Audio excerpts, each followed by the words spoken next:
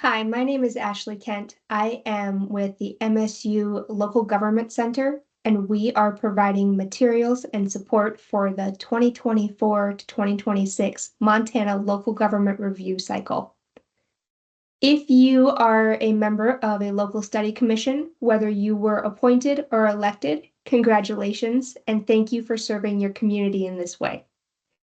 We've had several questions about how do we get started? What does the first meeting look like? What do we need to make sure we do right away? We want to share some of those answers with you today to help you get started on the right foot. So let's take a look. First, we need to understand the term of office. Your term starts either on the day that your election was certified or the day that you are appointed by the local governing body, which needs to happen within 20 days of the election if you have vacant seats after that election day. The study commissioners also need to complete the oath of office and have that on file prior to taking any official action. So go talk to your local administrative office, see what you need to do to get that oath of office on file before your first meeting. So when does the meeting happen? Well, it needs to happen within 10 days of the start of your term of office, which, as you saw in the previous slide, could be a little bit different for everybody. The meeting is set by the local government's presiding officer. So that could be the chair of the county commission, the mayor, potentially the city manager or council president. Whoever the presiding officer is of the local government that you will be studying can call that first meeting. Now, all meetings of the study commission are subject to Montana's open meeting laws. So just like any other board, committee, or council, this study commission needs to have meetings with properly noticed agendas, and there needs to be minutes. You also must allow public comment on anything not on the agenda but under your jurisdiction at each meeting. A meeting is any time that a quorum of the body is together, whether by electronic equipment or in person, and discussing something that's under your jurisdiction as a study commission. It's a pretty broad range, so make sure you know what those open meeting laws are so that you don't inadvertently violate them.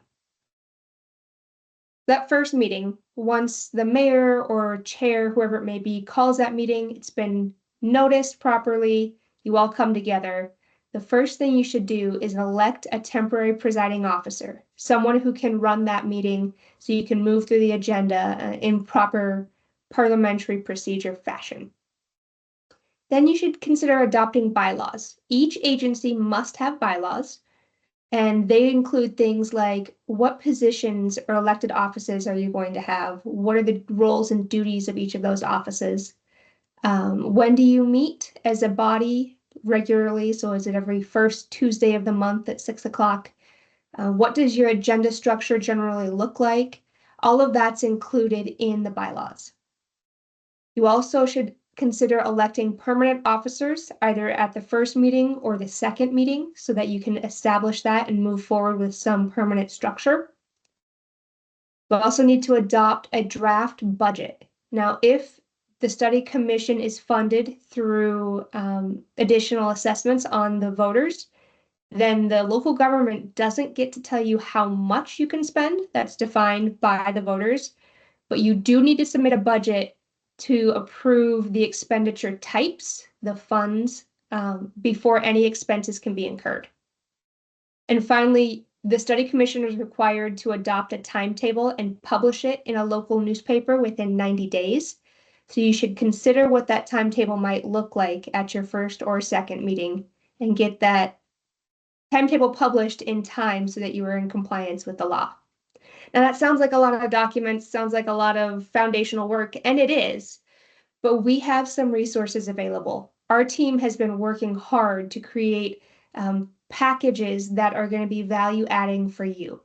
The first, and I think most important for you to know about, is our online course and digital resource library. It's all packaged as one.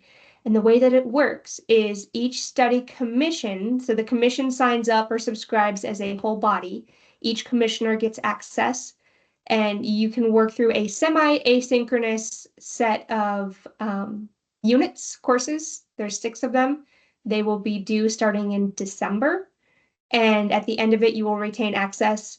And the other piece that's really nice is you can go back and refer to those units, but also all of the templates and sample material that's included with the units. That's things like the bylaws, the agenda structure, budgets, timelines, certificates, the final report. All of that has samples and templates inside of that digital resource library. It will also include ongoing webinars and live Q&A throughout the first part of the study commission process, the board review process, so that you have a chance to ask questions as you move through. The second thing that you should know about is the in-person study commission orientation. It does not replace the online course, but the two really complement one another to provide a well-rounded, solid foundation for you to be successful. Those in-person orientations will be held around the state. We will be in Shelby on December 5th, in Kalispell and Sydney on December 10th, Billings on December 11th, and round off in Bozeman on December 12th. So if you can, I highly encourage the entire study commission, the ex officio, the support staff, whoever can attend. That's going to be well worth the time and energy to get there. Finally, our office is offering virtual technical assistance and in-person training. If you are unfamiliar with the structure of a local government center, we have an agreement with the legislature whereby we must charge for our services. So there are prices for each of those that are detailed on our website, as well as kind of value packaging. So if you anticipate needing some help throughout the process, I encourage you to look at those. Also, check out our website, msulocalgov.org, and then click on the voter review tab. For all of the existing resources, historical documents, sample material that's up there and free for public consumption, we have that set up to help support you and give you the best chance of being successful in this process that we can. If you have questions, reach out. We are here to help and wish you the best of luck. Thanks.